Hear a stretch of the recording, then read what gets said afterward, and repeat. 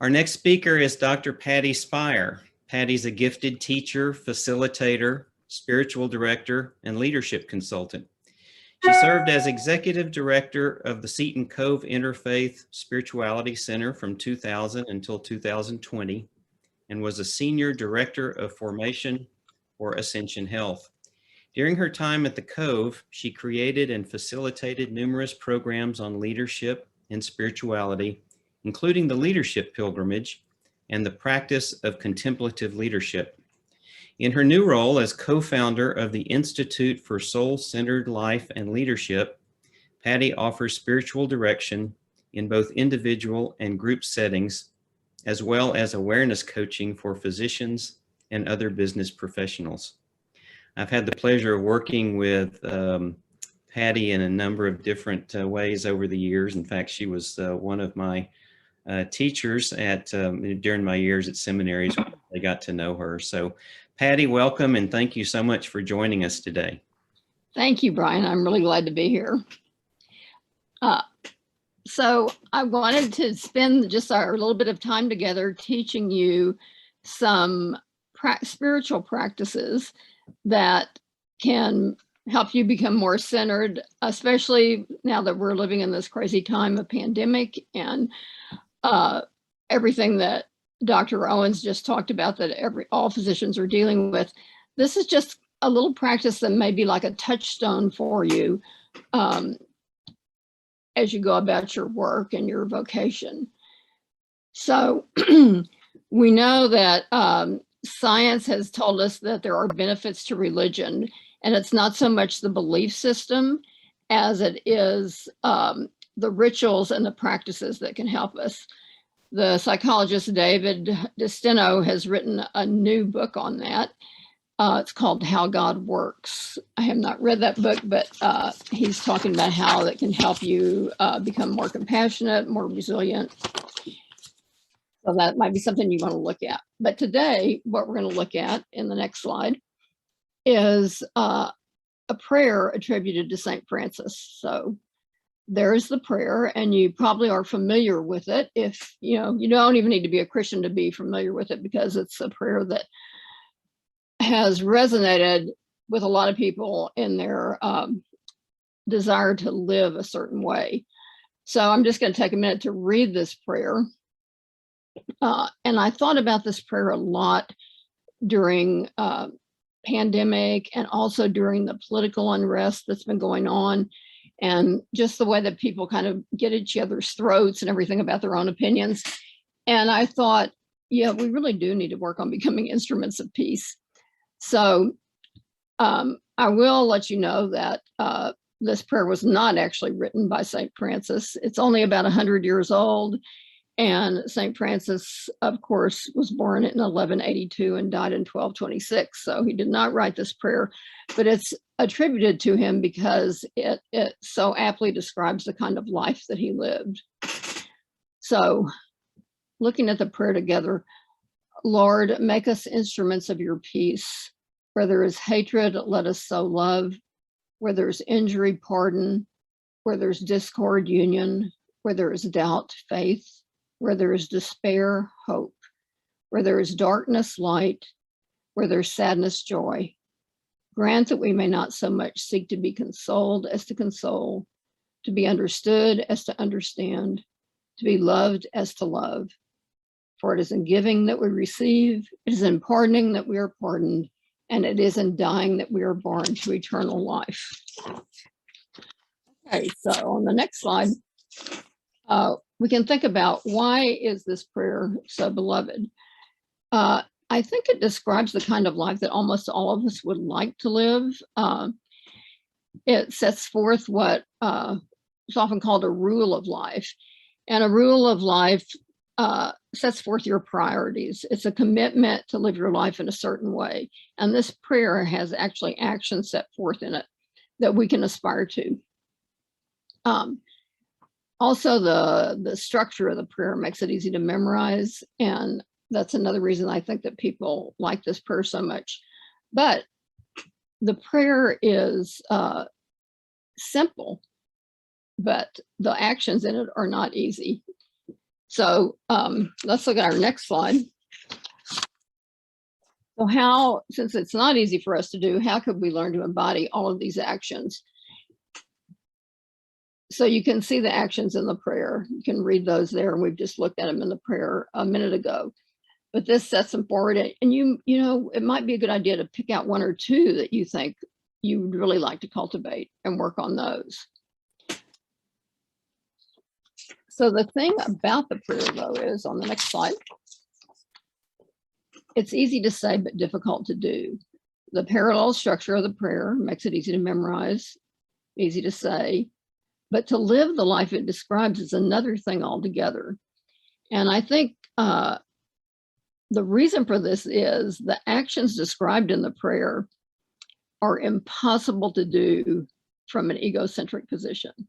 In other words, we can't just will our egos to say, I'm going to live this way, I'm going to become an instrument of peace. I mean, we can desire to, we can want to, but you'll notice that it is a prayer saying, Lord, help me become an instrument of peace. It's difficult to do these things just on our own.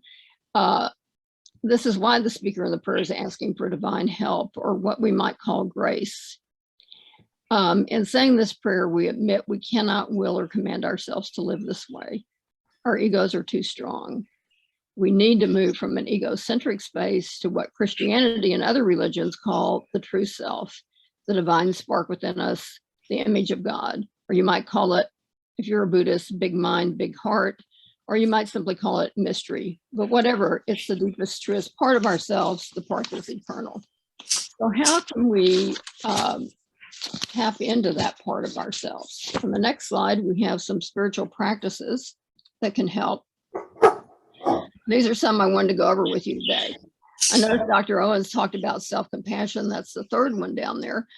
And really what we see is that all these practices run together. But there's one really practical kind of practice called passage meditation that can help us embody the wisdom of the prayer, and we'll learn how to do that.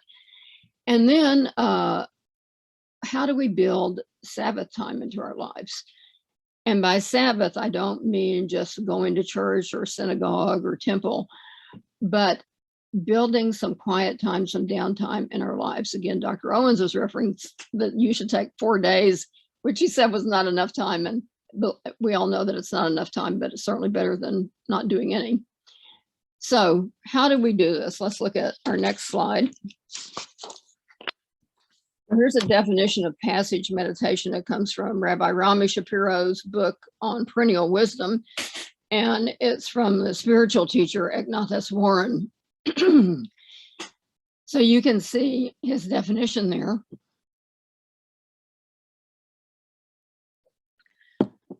But the first thing we want to remember is, if we want to live the way this prayer describes, we can begin to embody it by meditating on it. And Rabbi Rami says, quoting S. Warren, you become what you meditate on. So if we want to learn to live the way the prayer describes, then one practice that can help us do it is to meditate on it. This passage meditation,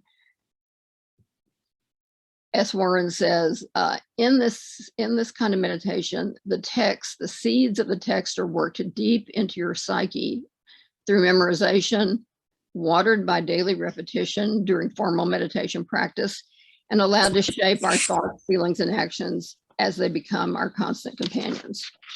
So let's look at the next slide.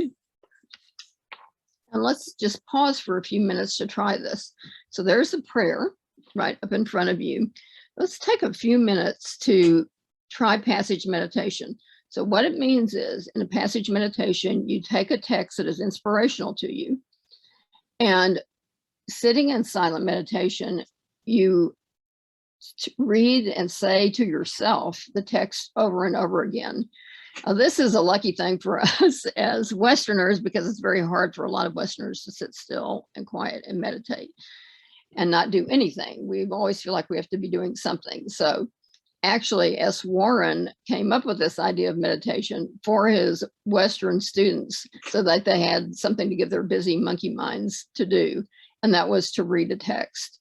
So, but in the process of doing that, it's these seeds sink into you, and we start to learn to embody the wisdom in the text.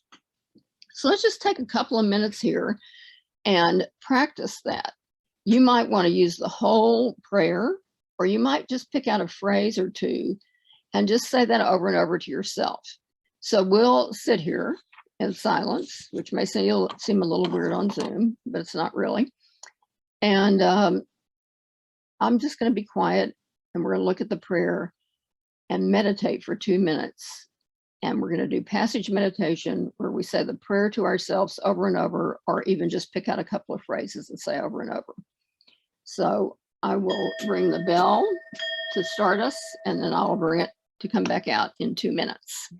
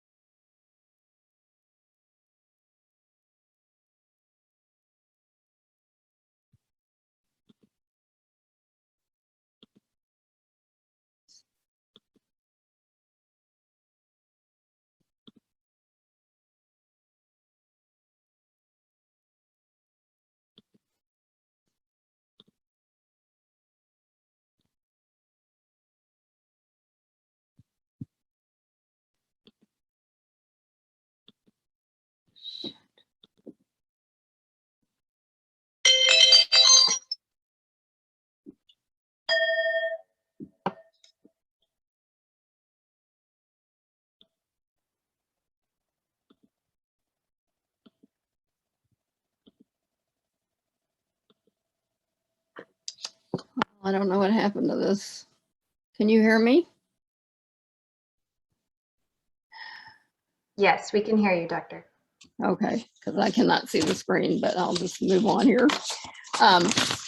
So you ordinarily, I would ask you to put in the chat, and you could still do that, how that process worked for you. but since I can't see the chat, I won't ask you to do that.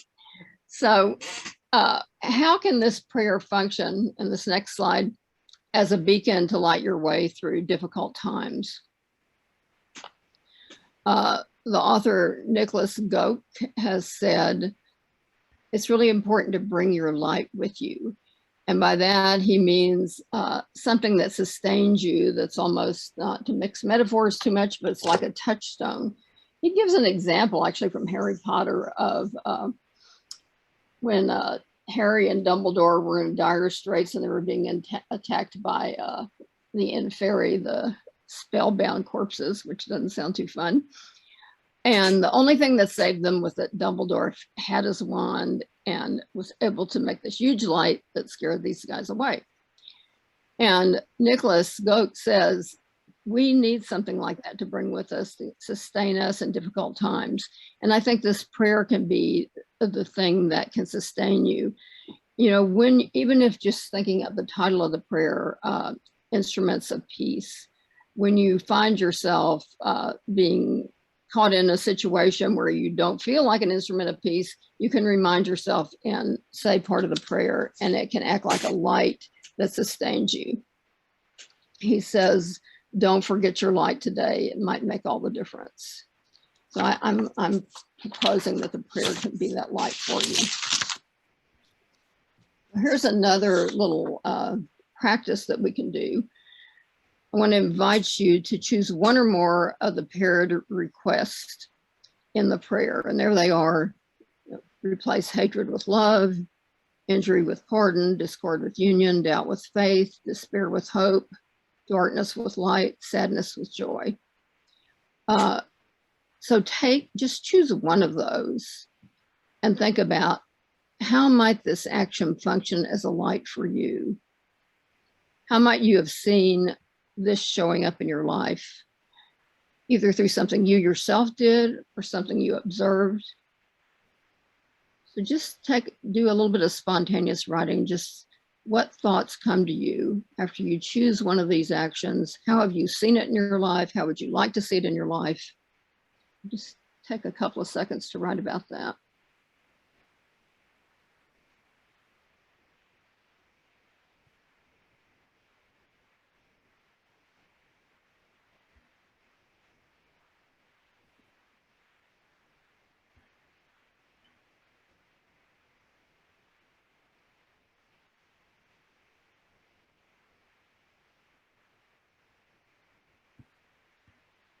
Good. I can see the screen again.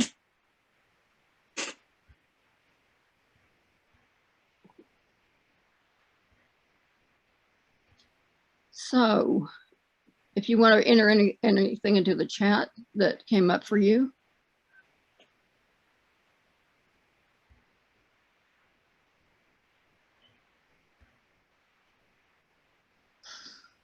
But even this, just choosing like one of the phrases from the prayer can be sustaining.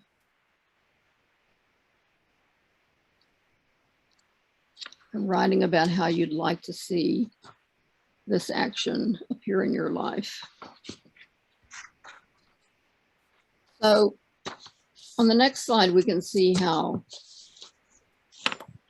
there are some barriers, lots of barriers actually, to living this way in our own culture. Here's a couple of them. This extreme self-reliance in the case of mistaken identity. Like, our culture is really based on rugged individualism and the sense of separateness. And then, of course, another barrier is our inordinate busyness and the efficiency trap and trying to fit more and more in all the time. And we all know that that's a dead end, but somehow we still keep doing it. What's this caused by? It's caused by what spiritual teachers call the illusion of the separate self. So we have the illusion that we're all separate, that we're not working together, we're not united. Now, obviously, we are separate. We have separate bodies, separate personalities, separate identities, but the life force in each of us is the same.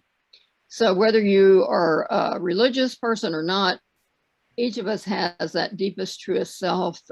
Jews, Christians, and Muslims will call it the image of God, the spark of divinity within us. But our culture doesn't really reinforce that for us. So in the next slide, what is it that we really mean by mistaken identity? And this is something the theologian and Episcopal priest Cynthia Bourgeau talks a lot about in her work. She says Jesus as a wisdom teacher, so even if you don't need to be a Christian to see the sense in this, he says, she says, like most of the great spiritual masters of the universe, Jesus taught from the conviction that we human beings are victims of a tragic case of mistaken identity. The person I normally take myself to be, that busy, anxious little I, so preoccupied with its goals, fears, desires, and issues, is never even remotely the whole of who I am. I don't know about you, but this resonates with me because that busy, anxious little I sort of takes over as we get caught up in our tasks during the day. And again, I want to say the prayer can be a touchstone to bring us back.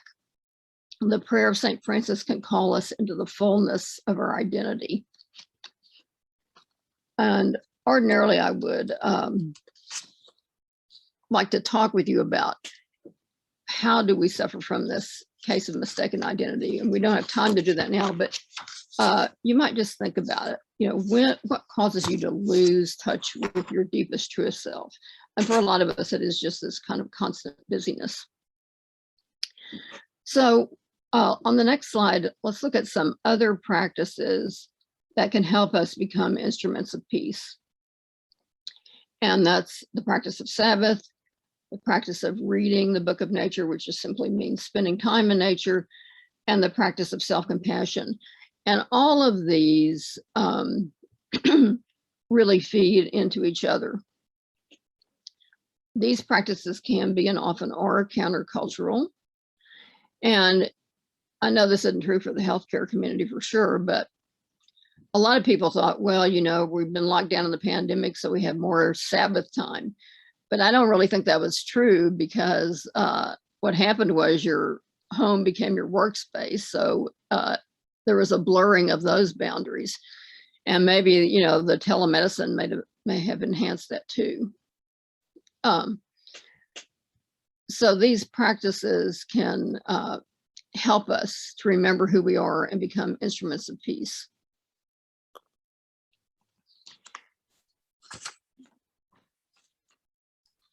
And the next slide. This is just a little diagram that I like to use a lot. It comes from the Jungian analyst, John Sanford, who was also an Episcopal priest. And he wants to just show by this, if we look at that little dot in the center,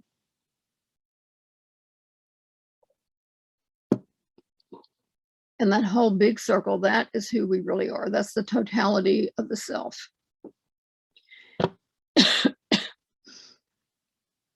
So we can be connected to our deepest, truest self, excuse me, by what he calls the ego self axis, that little arrow there. And that simply means, what practices do we do to strengthen the connection between our ego personality and our deepest, truest self? And again, I want to say, the prayer of St. Francis can be a practice that can help us return to our center. And the mistaken identity comes about when we think we're just that small circle, the ego and personality, and we forget that we have a true self. Okay. Sanford goes on in the next slide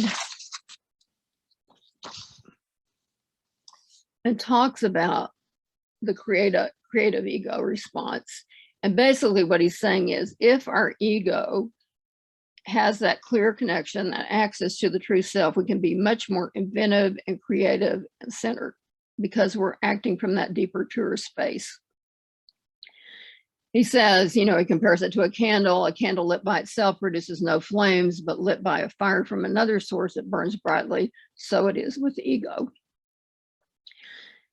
He tells us, he describes this by telling the story from the Gospel of John of what happened when the Pharisees brought to Jesus this woman that they accused of adultery.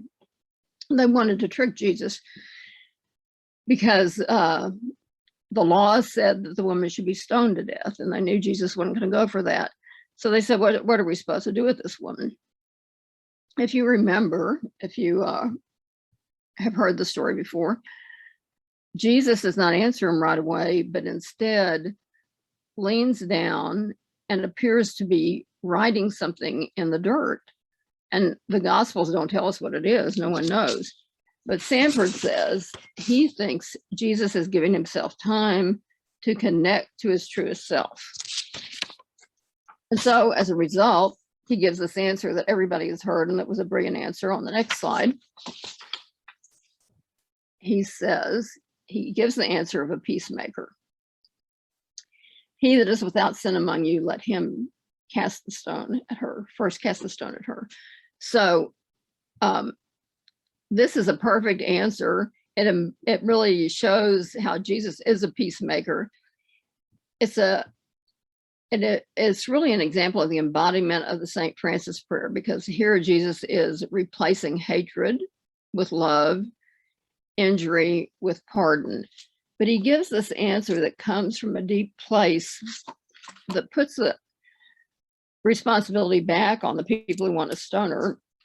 It doesn't condone her behavior or condemn it. And I use that as an example just to show how the prayer can be a touchstone to help us connect to that deepest, truest self. Okay, in the next slide, we've got the practice of Sabbath.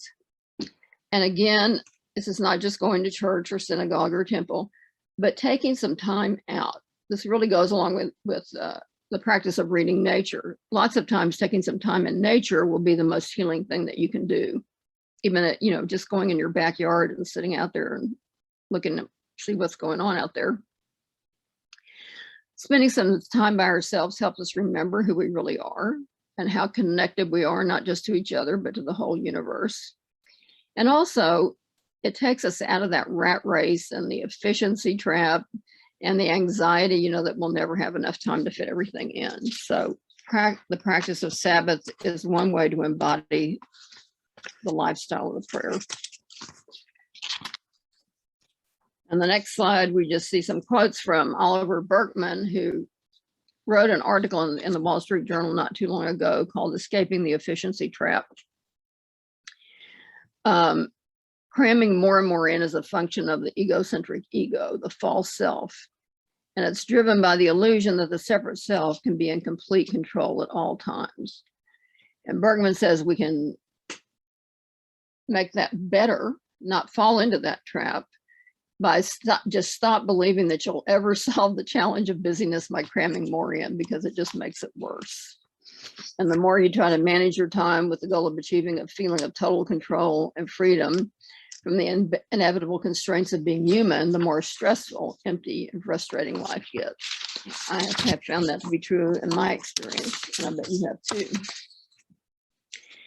And the next slide, we also see that the Sabbath practice can be an antidote to mistaken identity. So we know if we neglect downtime, Sabbath time, we can lose access to our true identity.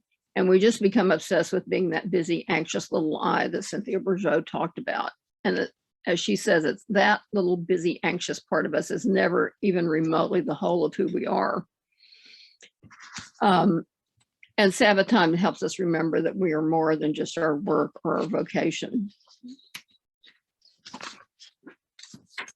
So coming to the end here, I wanted to look at just a couple of, the next slide, a couple of examples of poetry that show what do we mean by self-compassion, reading the book of nature, even Sabbath time. This is an excerpt from Mary Oliver's poem, Drifting, and I think it shows just what it looks like to practice this self-compassion and being in nature. She says, I was enjoying everything, the rain, the path, wherever it was taking me, the earth roots beginning to stir. I didn't intend to start thinking about God. It just happened. How God or the gods are invisible, quite understandable, but holiness is visible entirely. It's wonderful to walk along like that, thought not the usual intention to reach an answer, but merely drifting. So not trying to solve anything, not trying to come up with an answer, but just allowing yourself to drift in nature, to be part of it, to realize you're part of nature. And observe the holiness. What is that for you? How do you observe that in nature? It has nothing to do with religion. Just what is the holiness that you see? And finally, what does it really look like to be an instrument of peace? And again, I want to turn to literature to show you that in the next couple of slides. We have a poem by Stella Nesvanovich called Everyday Grace. And again, this, I think, shows us that while trying to really be an instrument of peace is a challenging task, it's also very, very simple. So let's look at what that looks like here in this poem called Everyday Grace. It can happen like that. Meeting at the market, buying tires amid the smell of rubber, the grating sound of jackhammers and drills. Anywhere we share stories and grace flows between us. Next slide. The tire center waiting room becomes a healing place as one speaks of her husband's heart valve replacement, bed sores from complications. A man speaks of multiple surgeries, notes his false appearance as strong and healthy. Next slide. I share my sister's death from breast cancer, her youngest only 7. A woman rises, gives her name, Mrs. Henry, then takes my hand. Suddenly an ordinary day becomes holy ground. So we can see here that this simple act of compassion, this act of loving kindness, is embodying the prayer of St. Francis. This person in the prayer, Mrs. Henry, is an instrument of peace in this instance. So it shows how simple the prayer can be, even though it's very challenging. But I hope these practices of keeping the Sabbath and being in nature and practicing self-compassion can help make the actions of the prayer more a part of all of our lives. So thank you very much.